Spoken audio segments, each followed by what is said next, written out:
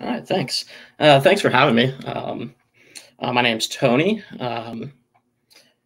and I guess you know if you're not familiar with Go, I'm going to go through a little bit of how Go mods works, and then talk about its um, applicability to software supply chain security. If you want to follow along or find the textual version of this, you can go to my website. It's the most recent post.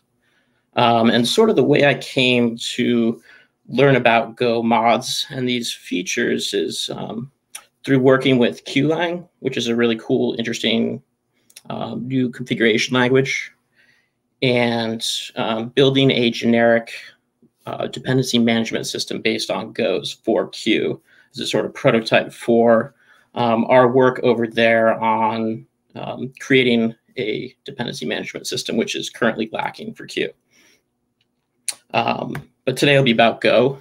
And so Go modules are how Go does dependency management. And a module is a collection of packages that are released, versioned, and distributed together, typically on a repository basis. And within a module, it's a collection of packages. So a package is then a collection of source files that all live in the same directory and are compiled together. So you can have a dependency where you only use one package out of a module. You don't have to use them all, and they won't all get compiled. So the way you define a Go module is with a go mod file, and it's pretty basic at this simple level. So you have a module, and it has a name, and then you have a bunch of dependencies you require.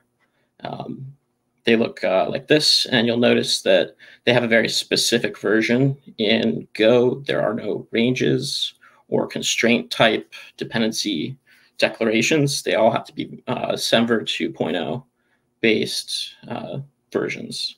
And we'll talk more about the format of these paths, because that comes back into play and why Go's in many ways more secure to some of the attacks we've seen talked about earlier today. So Go, if you're not familiar, has had an interesting history of dependency management. I'm not going to go into that today. More recently, about 2018, they finally adopted a official dependency management system. It's called minimum version selection, and it's a deterministic and reproducible algorithm for dependency selection without having a lock file. And that means you don't need a SAT solver, and it avoids a number of NP complete problems where when you have these range constraints, you have to have a SAT solver. And the idea of minimum comes in as this is the minimum implementation for implementing a deterministic and reproducible algorithm for this dependency selection. So you can see something like you have a main module, and it imports A 1.2 and B 1.2. And there's other versions of A and B available. And then you see both of these include a C. They include different versions. So when Go encounters multiple versions, it will choose the maximal of those listed, but it will only choose versions which are listed. So there's no way to get to D 1.3 because it's not listed in any of these. Each of these would have their own Go mod file, and you can think of a tree coming out of that. So go.mod file, there are more directives. You have your module. It's a domain name, and then some path after that is typically you'll see like github.com, org, repo, Go version, and it only specifies major versions. And this is about which syntax and semantic versions are the minimum required for this module. There are required directives, which says you can, before we saw that you can list them under a section with parentheses, or you can list them line by line. So you can require different versions. They have this thing about major versions above V1. I'm not going to go into because that's also changing. I think they're going to try and get rid of this. You have the ability to exclude specific versions of other dependencies. You can replace a dependency with a different dependency, and within the code, you don't have to actually change the name. It's just kind of like a swap out without having to do all the renaming. And you can retract ranges of this module. So you can say, like, I no longer want to, these are bad versions of my module. So it would deprecate based on comments. You just kind of put it, I didn't show it here, but there's a way to deprecate through the module or the go.mod and have that show up in the systems there. And so not, there are a lot of environment variables for controlling Go. These are the ones that are relative to the module system and the proxies and being different privacy settings that you can have and how you can control some of how Go's module and dependency system works. We'll see some of these later. I'm not going to go over them and talk about them all, but there's stuff for controlling the cache, and there's a proxy and sumdb we'll talk about, and yeah, I think we'll talk about all these in more detail later on. So it's there for your reference. So one of the things Go does is when it downloads a dependency, it calculates a cryptographic hash on that module. And then it does a few things. If it's the first time it's seen it for this module, it will store it into a go.sum, which is a companion file to the go.mod. It essentially lists off all the dependencies you've ever seen, their version, and the hash for them. And then if it's not the first time, it will, if you're like running this in CI and you're building your binary, it will download these things and compare the hash to that go.sum. It also, on your local machine, I'm going to talk about this very shortly, but there's a local cache where it will compare it against that. If you're in a new project and it downloads the same dependency, it will compare the hash to what it's seen already locally. And there's a global store, which I think we're talking about all these things next. So there's a hierarchy of where it will compare these sum files or sum values and hashes for a module. So again, yeah, there's this local module cache. It lives typically somewhere in your home directory. There's an environment variable for determining that location. But essentially, if you have multiple Go projects going on a machine, they will share the downloaded modules in a directory. So if project 2 wants the same dependency, it doesn't have to actually download it and verify it's already been done. And this is a read-only copy of these modules, which is sort of like poor man's version of trying to enforce no changes. Of course, you could like chmod it, but it's largely geared at trying to prevent this only works on my machine because somebody did some dependency source code to do some debugging or make something work, forgot to push it back to someplace where people can use it again. But alongside that source, it's also storing the module hashes.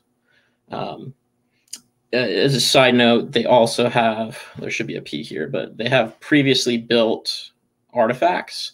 So Go will, when it builds a package, it will record, it will save that like sort of intermediate output that's used later on in the linking process, but it will also store the commands that will run under the hood to build that artifact. And I believe that if you have it being built in a couple different ways, it will keep different copies of that. It uses a sort of a different hashing ID kind of mechanism so that the same package can be built different ways and still be cached of some sort. Stepping back further, there's a global module cache and sumdb. You might have heard of like Go proxy, which is essentially the Go tool will by default talk to a Go team hosted proxy where it will use the Go tool to download modules, but then it will act as a cache. So generally Go tries to reach out to code hosts like GitHub and GitLab where the code is hosted to fetch source. There is no PyPy or NPM for Go. It's essentially direct to source, except that there's this proxy that lives in the middle, which you can bypass with various environment variables. And so in these, there's I think 3 different proxies, but the important ones are the package proxy, and then there's a global sumdb, which is essentially everybody recording these same hashes that you have locally in a global Merkle tree that is then can be checked for consistency. And it's powered by the Google Trillium project, if you're familiar with that. And I'll just make a note, they do actually take privacy seriously with respect to this. The proxy services record the minimal amount of information possible to make that the proxy service make them able to improve its performance and fix bugs and things like that. We've seen in conversations on GitHub that certain off features for being able to access private repositories have been held up by not wanting to accidentally expose your passwords into this hash. They don't want you to have to. They do a good job of making it so you don't expose internal projects and source trees in the public index. So there's various environment variables for controlling that. And let's see. So getting into some more of the details now, the way modules are named, domain names must be the first part of it, because code is resolved to some origin on a code host, typically. This is changing for main modules. They're going to remove this one requirement for a module that won't be imported by another, so it can't be a dependency. So within that, you essentially get a namespace for all, namespaces per organization for all packages. So that's sort of, so I think I'm going to talk about this in a bit, but it's getting at that dependency confusion attack. Another thing that they do is they only allow ASCII digits and a limited amount of punctuation in module names. And this gets sort of works around, or prevents, I should say, the homoglyph attacks, where you might substitute a letter O that looks like an O, but it comes from the Cyrillic section of Unicode rather than the ASCII section. If you're trying to attack a Google package or something like that. And another thing they do is that these both modules and imports cannot begin or end with a slash or dot, and this is to prevent a lot of relative pathing attacks. So a dependency can't import your root, go back all the way to the slash root to import files there and just sort of expose things, or do relative pathing back as well. There's a number of things there. Go by default only talks to secure remotes, preferring HTTPS and then GET plus SSH. Go does work with other code hosts, Subversion, HG, typically all of them. It actually shells out to these programs. So there's a Go VCS to enable more tools and protocols if you need them. And if you do want to talk over insecure protocols, you can do that. Both of these take globs, so you can essentially glob package names that should fall under and be allowed under different either protocols or code version control tools. They understand that people develop modules in private, so they have a lot of support for that. You can fetch modules from private code repositories, next to public, without having to do a ton of stuff. It's a simple environment variable.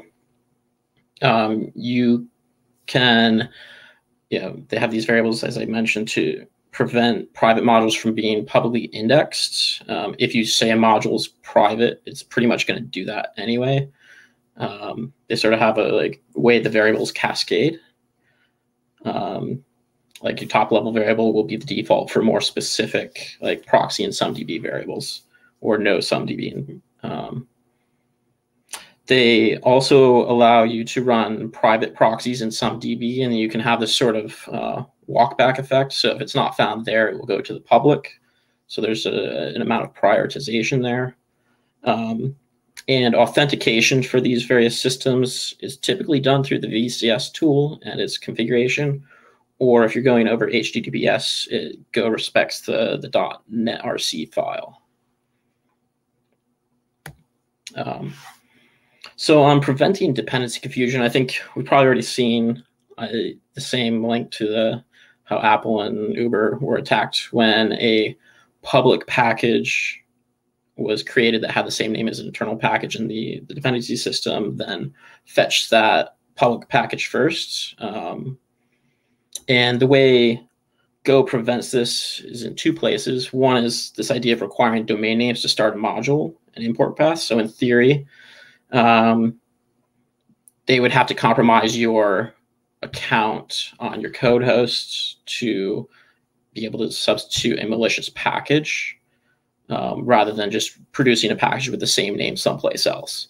So it's this idea of built-in namespacing to the module dependency space. Another thing they do is ignore replace directives, which allow that module substitution in dependencies. So replace directives only work in the top level main module that's being built, so that like a downstream dependency couldn't replace one of your dependencies with a directive down there. Malicious version changes. So I think we've seen a couple of these where you can create a new tag, roll back tags, or replace. You could replace an existing tag just by deleting it on GitHub and then pushing the same tag on a different commit. And so for replacing tag, it's for all intents and purposes, it's practically impossible due to the global proxies. The first time that module is downloaded, it's going to get an entry into this, this global Merkle tree. And at that point, if it's changed at the code host, Go's going to complain and not build things. It's going to tell you there's a security error. When it comes to creating new tags, where somebody would push a malicious 3.1.1 and then push a new version 4.0, and you have these constraints.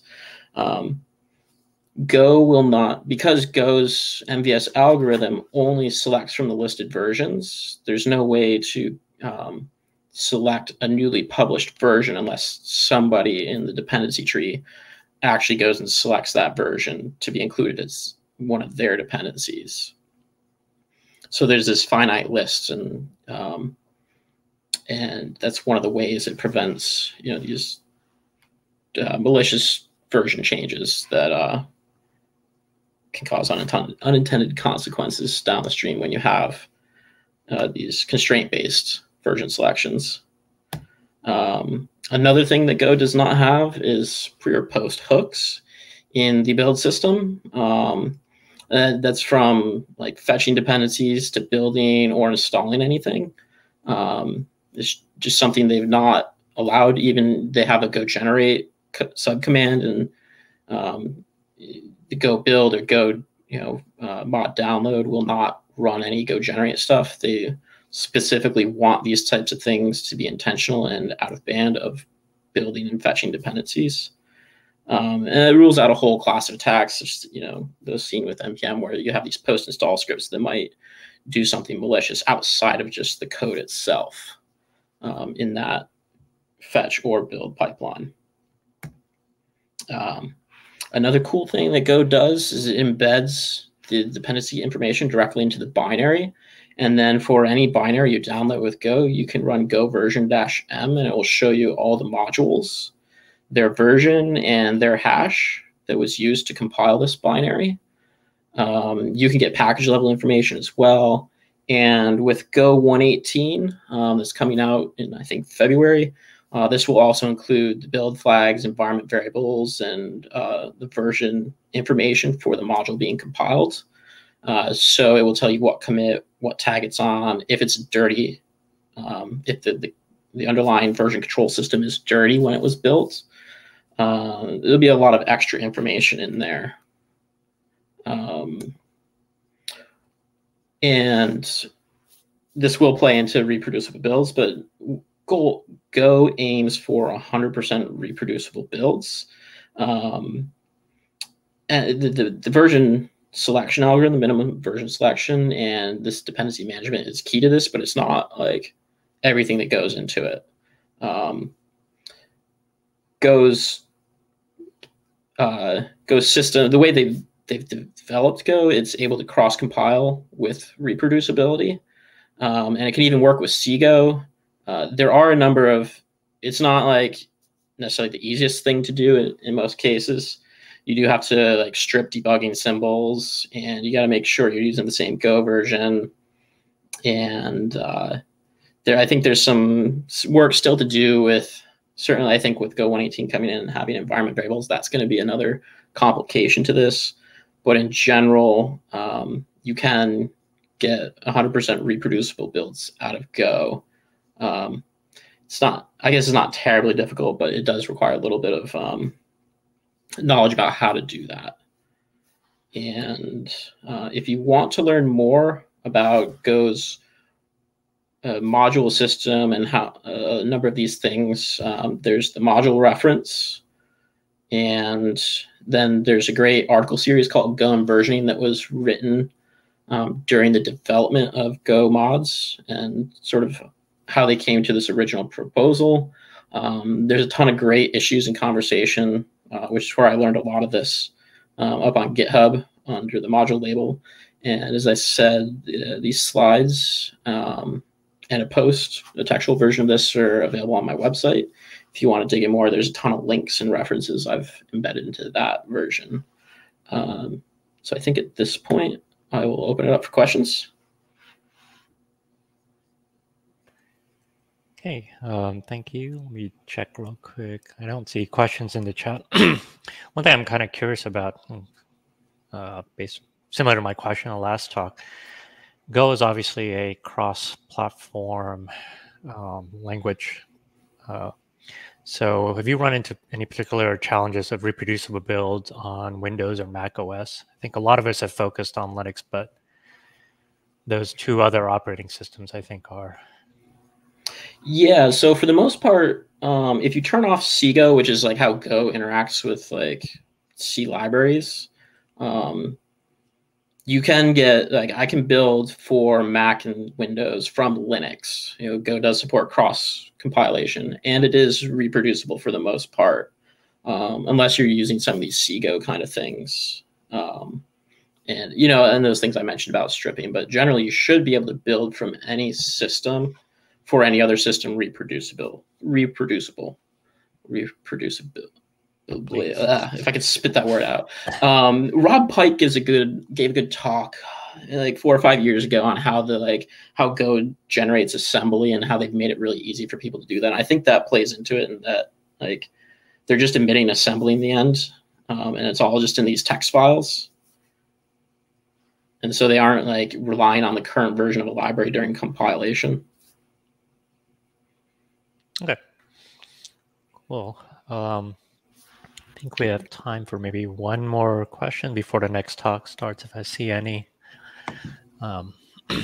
Otherwise, I think we can all take maybe a 1 or 2 minute break, and then we'll come back for the last session of today. Thanks again, Tony, for your talk. Thank you.